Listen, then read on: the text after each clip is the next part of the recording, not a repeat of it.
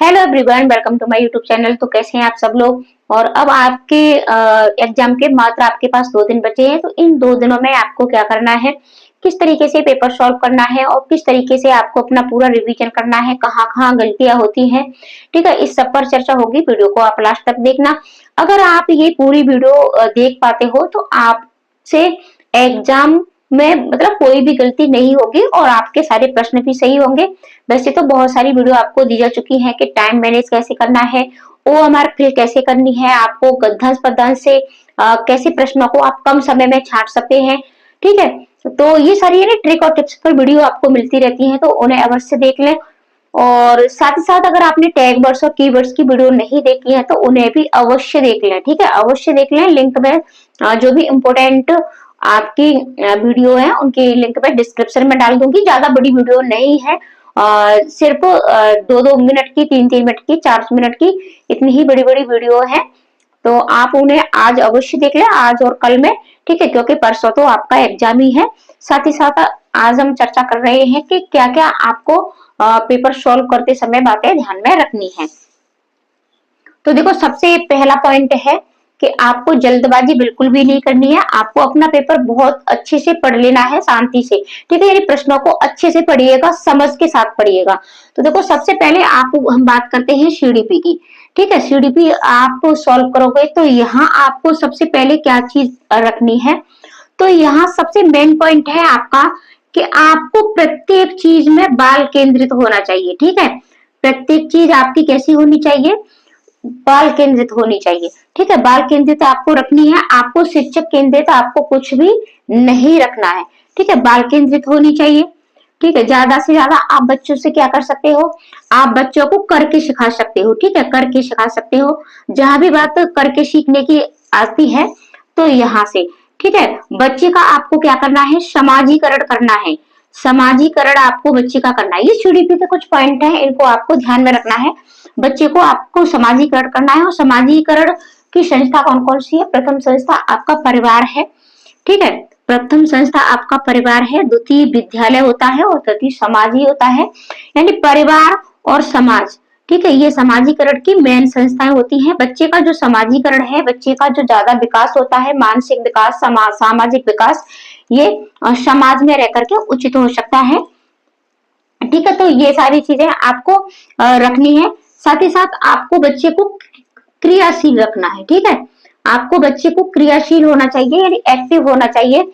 आपके बच्चे ज्यादा से ज्यादा प्रश्न पूछे आपकी कक्षा में, ठीक है। बच्चे आपसे क्या करें, प्रश्न पूछे, तर्क करें, ठीक है। ये सारी चीजें आपसे होनी चाहिए। बच्चों को आपको सम्मान देना है, ठीक है। इन पॉइंटों को अगर आप याद रखोगे तो आप निश्चित ही सीडीपी में अच्छा कर पाओगे। बच्चों को आपको क्या करना है, बच्चों को आपको सम्मान देना है। बच्चे की जो भी ठीक है क्रिएटिविटी है, रचनात्मकता है, रचनात्मकता को भी आपको बच्चे की को बढ़ावा देना है। रचनात्मकता को आपको बढ़ावा देना है, ठीक है। साथ ही साथ यहाँ आपको देखना है समावेशी शिक्षा। आपकी जो भी कक्षा है, ठीक है, तो उसमें आपको समावेशी शिक्षा को बढ़ावा देना है। आपकी कक्षा में सभी बच्चे समान होने चाहिए, चाहे वो दिव्यांग है, चाहे वो कैसे भी है, ठीक है।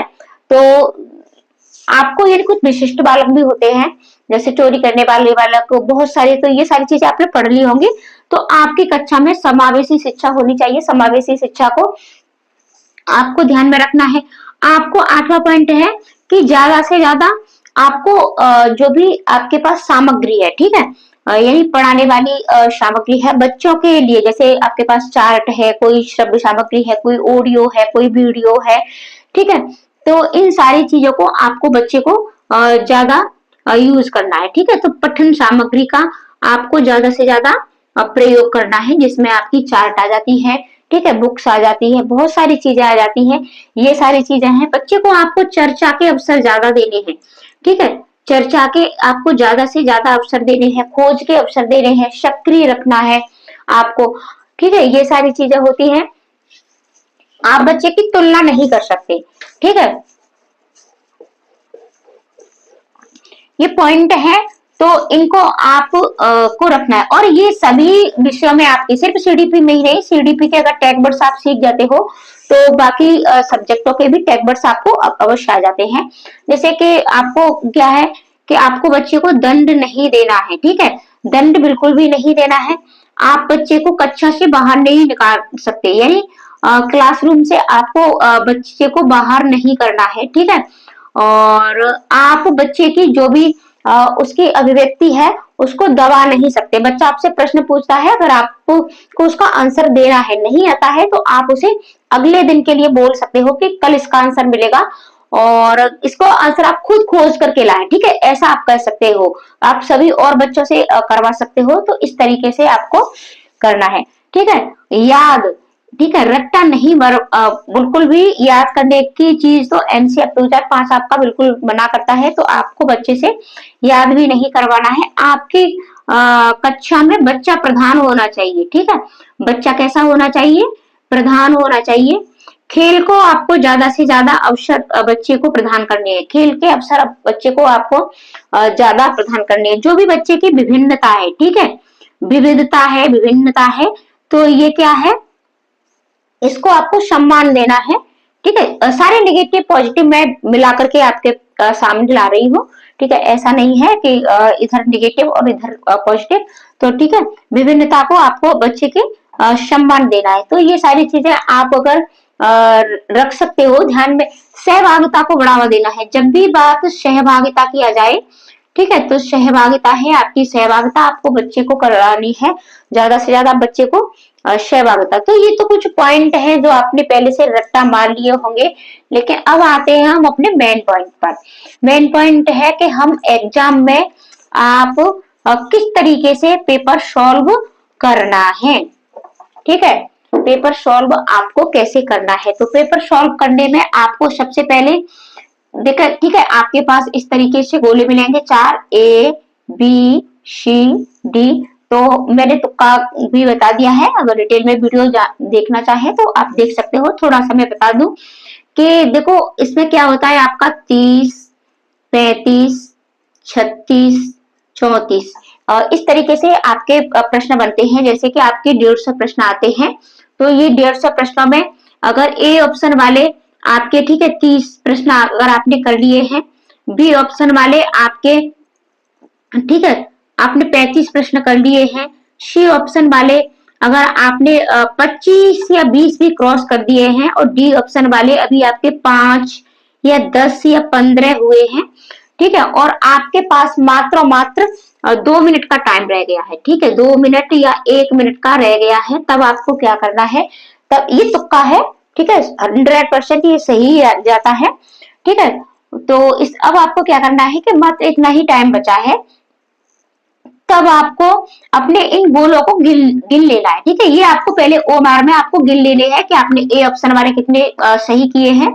अगर इस तरीके से जो भी आपका ऑप्शन कम है, ठीक है, यानी 25 से कम है, ठीक है, 25 से कम है, तो बाकी फिर आपके पास जितने भी गोले बचते हैं तो आपको उसी के साथ जाना है। जैसे कि हमारा डी वाला हमने 5 ही गोले करे हैं, 10 या 15 ही, बाकी के हमने इतने कर दिए हैं, तो आपको सभी ऑप्शन में डी वाला ही भर देना है, ठीक है। फिर आपको यानी कि कुछ डी के भर दिए, कुछ सी के भर दिए, तो हो सकता है कि इसमें आपके कुछ प्रश्न सही हो जाएं, ठीक है। इसके साथ ही साथ आपको सबसे बड़ा वाला जो भी आपका ठीक है, सबसे बड़ा वाला प्रश्न होता है उसके साथ जाना है आपको।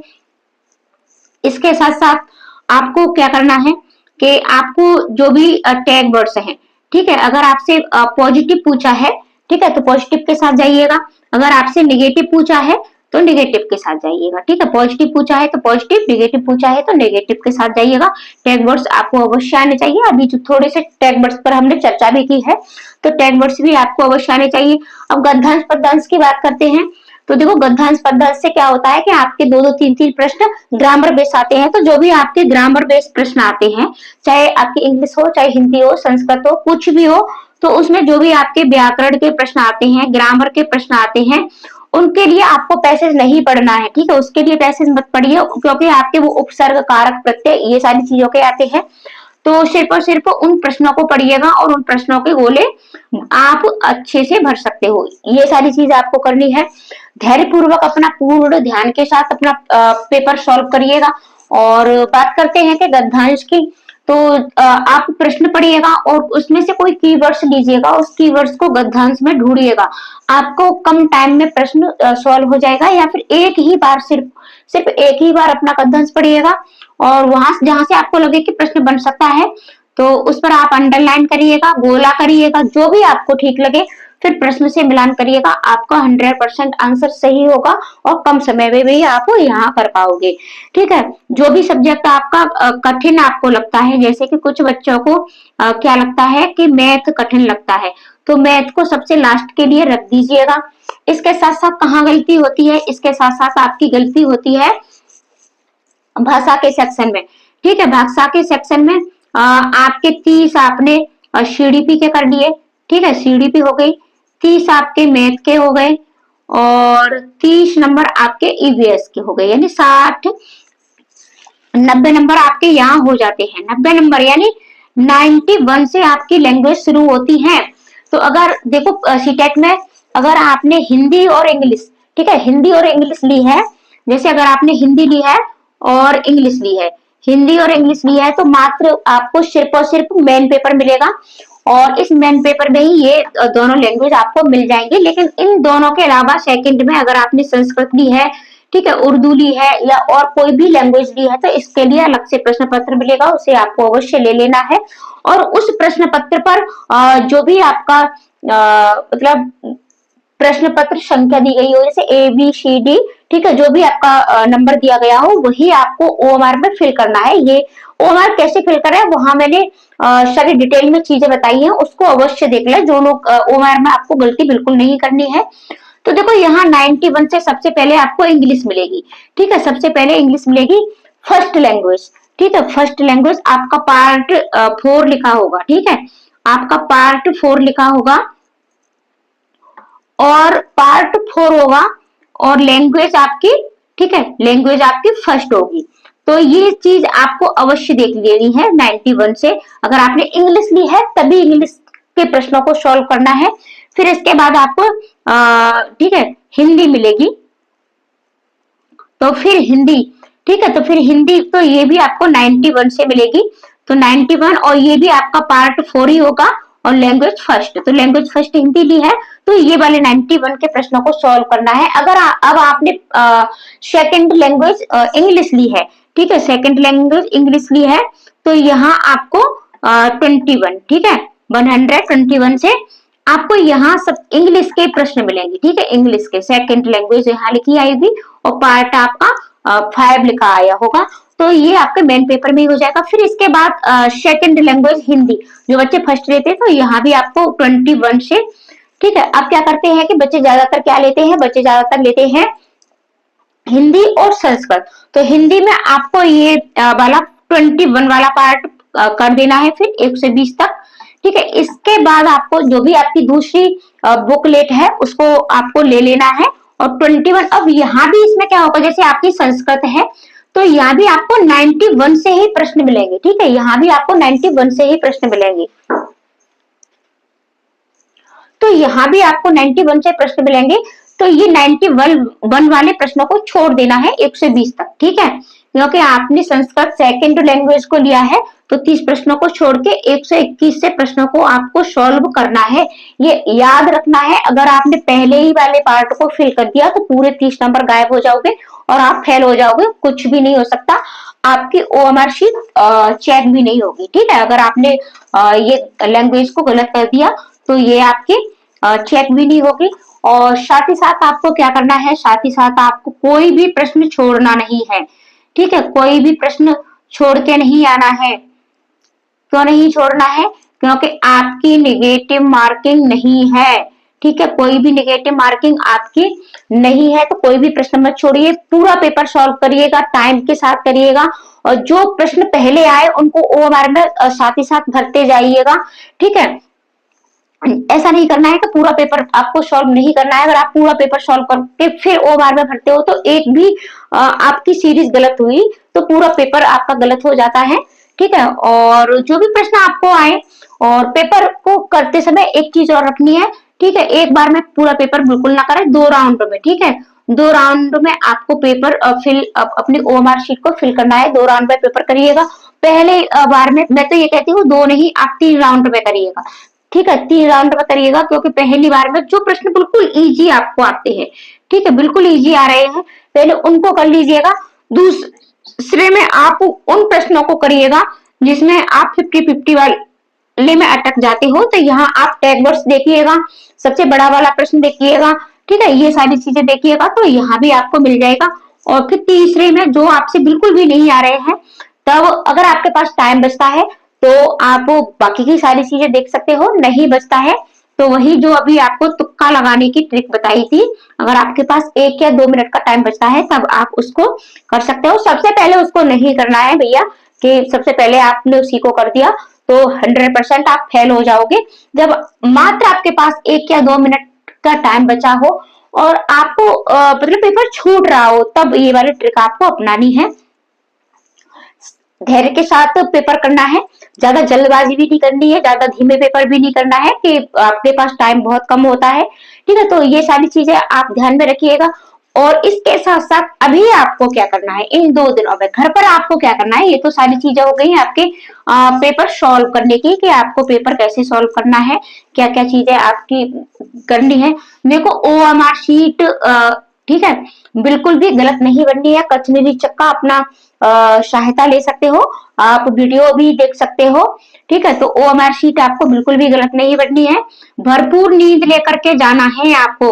अगर आप ये सोचो कि अब कल सुबह हमारा एग्जाम है और पूरी रात आप पढ़ने में लगे रहो, तो एक दिन की पढ़ाई से कुछ भी नहीं होने वाला है। हो सकता है कि आपने जो पहले पढ़ा है उस सब चीजों को भी आप भूल जाओ। ठीक है, उन सारी चीजों को भी भूल सकते हैं, तो भरपूर नींद लेकर के अवश्य जाइएगा। सेंटर पर 1 घंटे ठीक है पहले अवश्य पहुंच जाइएगा, और घर से भी समय से निकलिएगा, घर से भी समय से निकलिएगा। क्योंकि आपको रास्ते में हो सकता है कि ट्रैफिक मिल जाए, ठीक है, जाम मिल जाए, वहां आपको घंटों लग जाए, कभी कभी ऐसा भी हो जाता है। समय से निकलिएगा, और आपके जो भी आपका एडमिट कार्ड है उस पर अपना सेंटर अच्छे से पढ़ लें, क्योंकि कभी कभी क्या होता है कि एक ही नाम के बहुत सारे स्कूल होते हैं। आपको कि ऐसा नहीं होता है क्योंकि सेक्टर बटे हुए होते हैं, जैसे फर्स्ट, सेकंड, थर्ड। ठीक है, जैसे महावीर दिगंबर जैन विद्यालय इंटर कॉलेज भी है, आपके डिग्री कॉलेज भी है, जूनियर कॉलेज भी है, और अलग अलग उसमें अभी होते हैं पार्ट। तो उसके ठीक है, अभी आगरा कॉलेज की बात करें तो उसमें भी सेक्शन डिवाइड करके बहुत सारी जगह आपके बन जाते हैं, तो बच्चों को दिक्कत होती है। कभी कभी तो बच्चे अंदर OMR भी फिल कर लेते हैं और तब जाके पता चलता है उनको कि ये हमारा सेंटर नहीं था। ठीक है, बहुत से, अब आपको कि ऐसा नहीं होता है और बहुत से बच्चों के साथ हुआ है, मैसेज भी आते हैं और हमने देखा भी है रियल में। ठीक है, तो ऐसा भी होता है, तो अपना अच्छे से सेंटर का पता कर लें, और जो भी आपका RD प्रूफ मांगा गया है उसे भी अपने साथ लेके जाएं। एक पानी की बोतल लेके जाएं, कोई भी ऐसी चीज अपने साथ न लेके जाएं जो अमान्य हो। ठीक है, जो अमान्य हो। और आप पुराना कोई प्रश्न पत्र उठा लीजिएगा, पुराना नहीं, मैं तो ये कहती हूँ कि अभी जुलाई आप कोई पुराना प्रश्न पत्र ले लीजिएगा। पुराना नहीं, मैं तो ये कहती हूँ कि अभी आपका जो जुलाई में हुआ था, 7 जुलाई को एग्जाम, ठीक है, वो प्रश्न पत्र आपको कहीं से मिल जाए तो आप उसे लीजिएगा, और उस पर जो भी दिशा निर्देश दिए गए होते हैं उनको पढ़ के जाइएगा। वैसे तो एडमिट कार्ड पर दिए गए होते हैं।